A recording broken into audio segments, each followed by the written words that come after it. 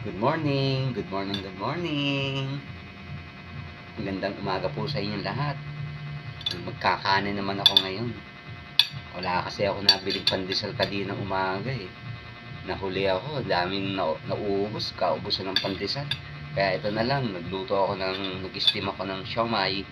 Tapos si Mrs. naggawa ng kala ko ito torta niya, yung pala, lang pala.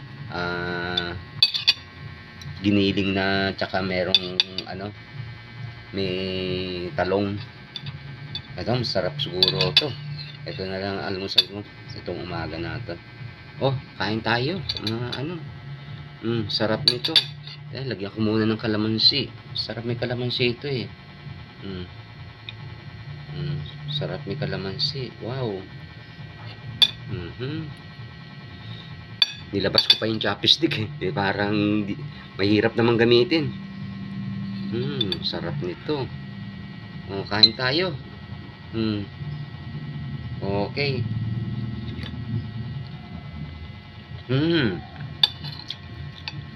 Sarap ng in-steam kong siomai.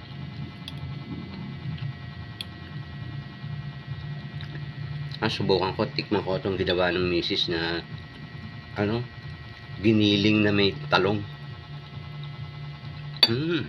Okay yan. Sarap yan. Ha? Kain tayo.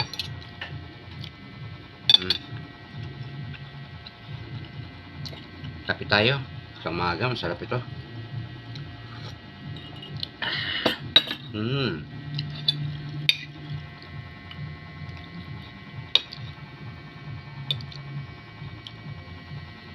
Okay.